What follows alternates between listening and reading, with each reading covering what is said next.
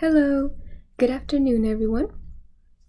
My name is Lexi, and today I'm going to be teaching you a little bit about hard of hearing and deaf individuals. Now, there is so much to learn, and I'm really excited to show you. So, let's begin. I want you to take a moment to drop what you're doing, have a seat, close your eyes, and meditate on the sounds around you. Some of you may hear the laughter of adorable children, and some of you may hear the booming sounds of a television show or songs playing in the background, and others may hear the faint sounds of rustling paper as we scatter through our documents. Now, what if I told you you could never hear those sounds again? At least not in the way we normally would. We become accustomed to the everyday utilization of our senses, never appreciating the fact that one day those senses may not be present, and that others in our lives don't experience those senses in the same way we do. We undervalue. And these individuals who have a difficult time with their auditory senses are known as hard of hearing or deaf individuals. Now, over 5% of the world's population, or 430 million people, require rehabilitation to address their disabling hearing loss. Plus, it is estimated that by the year 2050, over 700 million people, or 1 in every 10 people, will have a disabling hearing loss. So it is extremely imperative to come to understand the difficulties that lie on everyday tasks for those with this disability.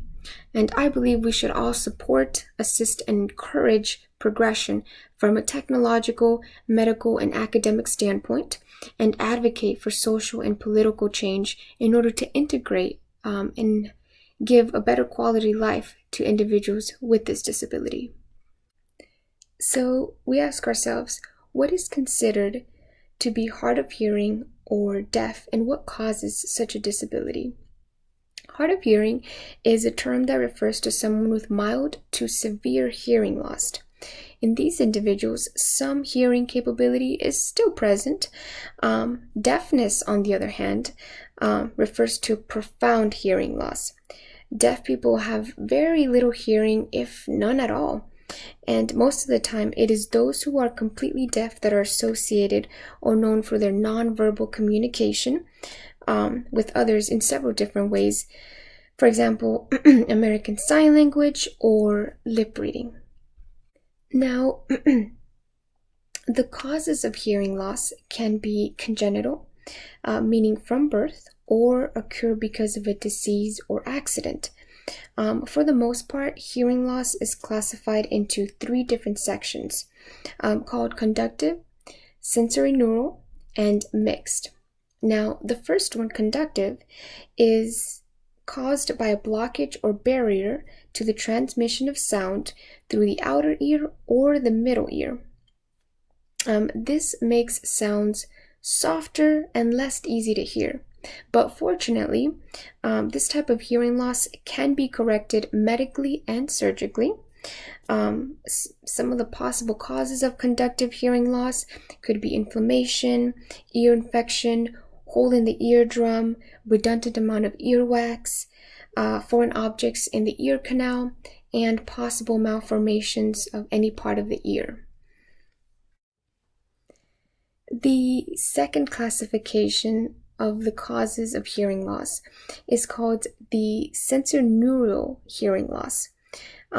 This is when there is a disorder in the inner ear, the cochlea, or the auditory nerve that transmits impulses to the brain, or sometimes both.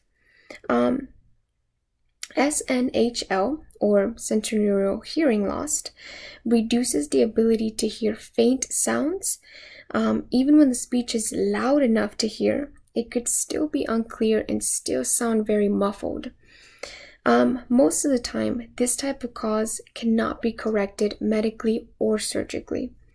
And the possible causes of this classification of hearing loss is drugs that cause hearing loss, genetic or hereditary genes, aging, head trauma, malformation of the inner ear, and or exposure to really loud noises. Now, the last cause of hearing loss is called a mixed hearing loss, which occurs when a conductive hearing loss and a sensorineural hearing loss combine together. In many cases, the conductive portion of the hearing loss may respond to medical or surgical treatment. So this way, the listener could still be a candidate for hearing aids or cochlear implants. So as an educator, we may come to a point where we wonder, how do we know if one of our students is undergoing or affected by such a disability? And there are a couple questions or ways that we can find out and ask ourselves. So, for example, does the child have unclear speech or seem to be speaking very loudly? Do they often reply with huh or what? Do they not respond or follow simple directions? Do they have a delay in speech development, or do they turn up the volume on the TV or their headphones way too loud? Are they not startled by any noise or loud noises? Do they only notice you when they see you and not when you say their name? Do they appear to hear some sounds but not others? Or do they not respond or turn toward certain sounds that are expected? If a student displays any of these symptoms, it is important to inform the parents or the family of the child, the school administrator, and possibly certain school specialists, just to get that second opinion. Students may benefit from several different treatment options, such as hearing aids, assistive devices such as FM systems and captioning on videos, cochlear implants, surgery, earwax removal, and in severe cases, special training in ASL or lip reading.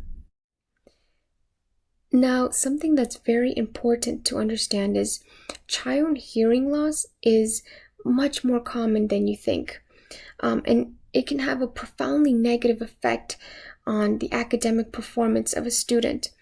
Untreated hearing loss can cause delays in development of speech and language, and those delays then lead to learning problems, often resulting in poor school performance. When there is poor school performance, that poor school performance is usually accompanied by inattention and sometimes poor behavior, since the child feels much frustration, isolation, and withdrawal from the rest of the students. Now, children who undergo that inattention and that poor behavior are very often misidentified as having learning disabilities such as ADD and ADHD. But as an educator, it is extremely important to not label hard of hearing students as having a learning disability unless they show signs such as. And for those with severe hearing loss, intervention services are even more crucial, because those who do not receive those intervention services usually do not progress beyond the 3rd grade level. And this education gap for them doesn't really reflect their intelligence level. It could just be a factor of different reasons. For example, sometimes the classroom environment doesn't support a child with hearing loss, or a busy teacher who has many students to tend to, or a teacher with poor understanding of hearing loss is often unable to alter their teaching style or keep a student's hearing loss in mind while teaching a lesson or assigning homework. So early intervention and methodology is extremely important in these cases. So as an educator, what can we do best to assist a student who has a hearing disability? Some teaching methods could include providing interpreters for students, providing all assignments in written form, facing the classroom as much as possible and speaking clearly and audibly for those students who have that ability to lip read. Also, allow hard of hearing students to sit close to a speaker for a maximum intake of visual cues, again, especially when it comes to lip reading. Videotapes or movies presented in a classroom should always have open or closed captions.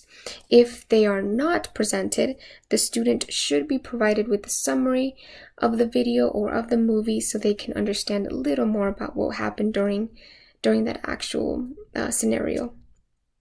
You want to use as many visual aids as possible, and when students are taking part in groups, point to the speaker and have the speaker raise their hand so they know where to look and where to focus their attention at. It may be necessary to repeat questions or comments so the students can keep up with the discussion, so teach the rest of the students to have some patience and be understanding of the whole situation. Now, there are so many ways in which we could create a classroom environment that could improve their ease and excitement towards education. It just takes a bit of understanding and quite a bit of research. Also, it doesn't help to learn just a little bit of ASL. So I really hope this presentation brought a little more information for you on the two main auditory disabilities, and I wish you all the best of luck in your teaching journey. Thank you for watching this video, and I hope you have a good night. Bye.